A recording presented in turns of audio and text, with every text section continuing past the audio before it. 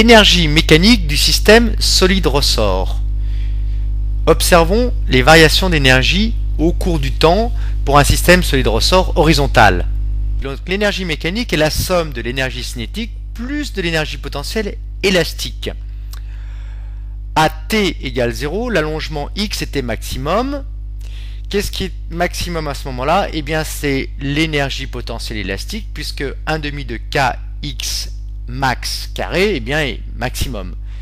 L'énergie cinétique est nulle. Pourquoi? Eh bien, parce que la vitesse que nous voyons sur cette courbe est nulle. Or, l'énergie cinétique est égale à 1 demi de mv au carré.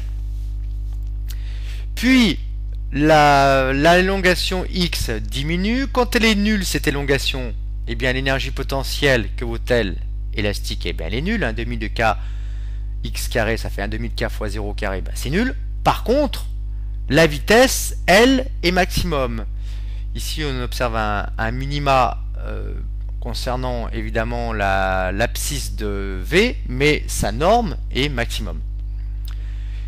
Et ainsi de suite. Donc finalement, dans ce système masse-ressort, on a conversion d'énergie cinétique en énergie potentielle élastique et inversement.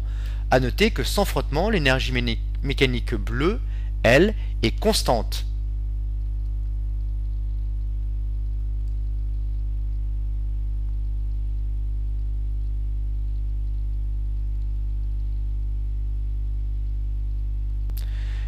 L'énergie mécanique EM du système masse-ressort est égale à la somme de l'énergie potentielle élastique EPE, de l'énergie potentielle de pesanteur EPP et de l'énergie cinétique EC. L'énergie potentielle est nulle du fait du niveau Z0 de référence d'altitude choisi. On élimine par conséquent l'énergie potentielle de pesanteur. Il nous reste donc l'énergie cinétique et l'énergie potentielle élastique. Dans le cas d'oscillation libre sans frottement, cette énergie mécanique est constante au cours du temps.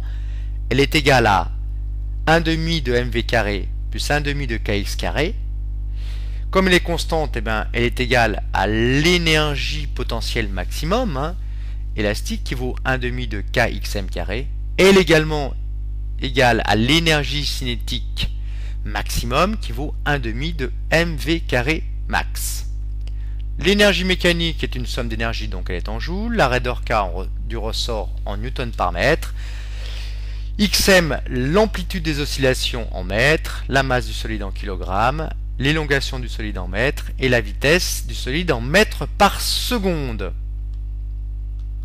On rappelle ces deux cas particuliers. Quand x égale xm, x max, l'énergie potentielle élastique est maximum. Elle est égale à l'énergie mécanique totale. 1 demi de kxm carré. Et l'énergie cinétique, elle, à ce moment-là, est nulle. La vitesse du solide est nulle. Quand l'élongation est nulle, pas d'énergie potentielle élastique. L'énergie mécanique vaut à ce moment-là l'énergie cinétique maximum, 1 demi de mv carré max.